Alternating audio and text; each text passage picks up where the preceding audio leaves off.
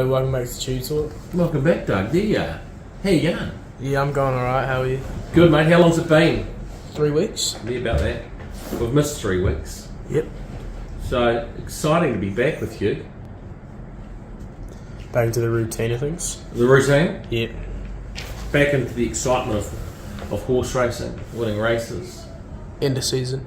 It is the end of the season. This is the last Tube Talk for the season. Yep. So next week, once the season's done, we'll do a special Tube Talk, eh? We'll look back. Yep. How many winners, how much prize money, notable highlights, big moments, things like that. Spoiler alert, Tishy will be in there quite a bit.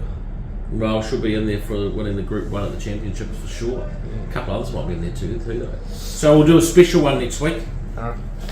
Let's do an exciting one though for this week, Doug. Where we going to kick off? My young Padawan. What, the 4 runners to talk about last week? No, 4 runners this week. Oh, this week? Yeah. I've got them written down here about last week. Oh, so last week we only had 4 runners. We had 5 runners, but a couple of really good performances. Warrior Falls I thought had 1, but he was in the nose up, nose down finish, and the photo he lost by that much. Very close to a win. Deal's done, nice second at the deferred meeting from Oamaru on Wednesday. Good second. He's very close to a win. And Make Time was actually excellent coming from back, beating just over a length in the listed Opanaki Cup. And he will head to the Winter Cup now. Now we'll move on to this week. Let's do that. And on Friday at Reggerton Race 2, we have Irish Moss. Yeah, an improving horse. I quite like her on Friday. 2 starts ago, she came through the field and ran 4th, wasn't beaten far. Last start, while she ran 8th, you watch her race, she just ended up getting into the wrong position. She came wide and she was actually closing. Once she ran 8th, she's actually just started to pick up at the end and she hasn't been beaten all that far. From barrier 4, I quite like her in this race. I think if she can begin a little bit better, I think that's key. It'd be nice to sit midfield 1 off. And I think she can give this race a shake. I think she's definite top 3. On Saturday at Randwick Race 5 is Mutumani. Really, really good horse. 5 starts with 3 wins. Last start, just pumped him out of the gates, and he ended up hard on the bit, over racing for most of the race. So he actually performed very well to run 4th because he was entitled just to sort of give up and drop out after going a bit too hard. So he's had 3 weeks between runs. He's just been allowed to settle back, get a bit more relaxed. He's going 1800, which I think at this point of his career suits. He's got a nice barrier draw of 2. Won't hunt him out. He should probably end up about midfield, I think.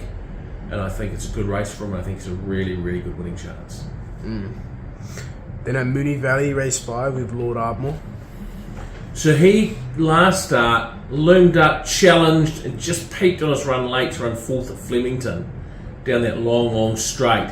He was just exposed probably out into the middle just a touch early to maintain his run.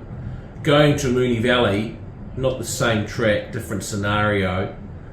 Nice enough barrier draw, small field. He'll probably end up sitting about 4th, I reckon. Hopefully we can get a bit of cover, just relax, and just hold him up a little bit longer than we did at Flemington, where we exposed him early. And he's certainly a winning chance. A very even field.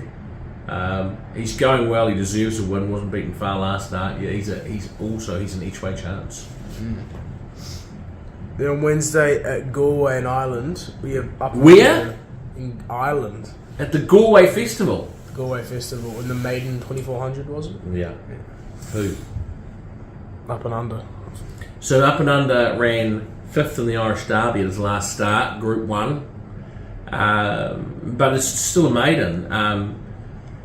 There's 4 starts. He's run 3rd on debut as a 2-year-old. There's 2 starts in Group 3s. He's run 2nd, leading into the Derby.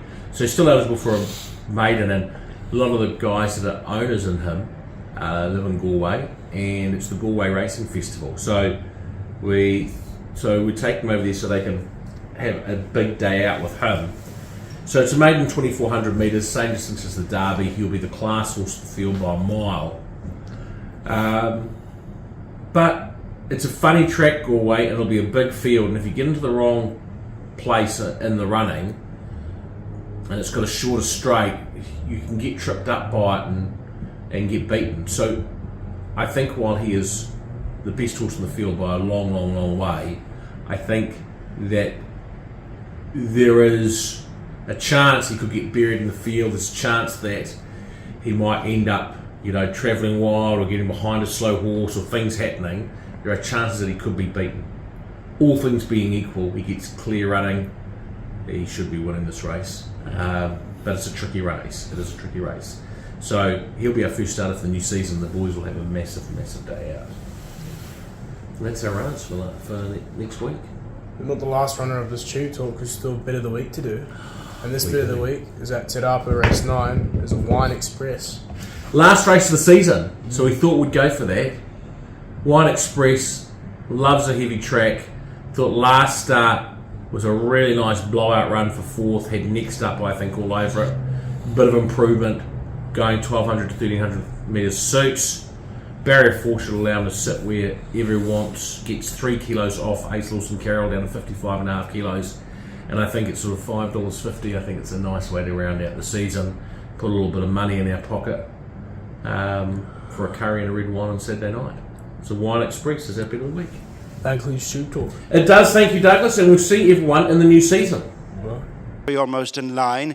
Machoka next with Pin Your Hopes and Fastnet Crown as Agitari goes for home. Making rapid ground in the middle of the track as He Knows No Fear. It's Agitari with Coming Fast on the outside. He Knows No Fear. Inside the final 100 yards, Agitari still coming. He Knows No Fear. Agitari, the opportunity has been lost as He Knows No Fear on the line.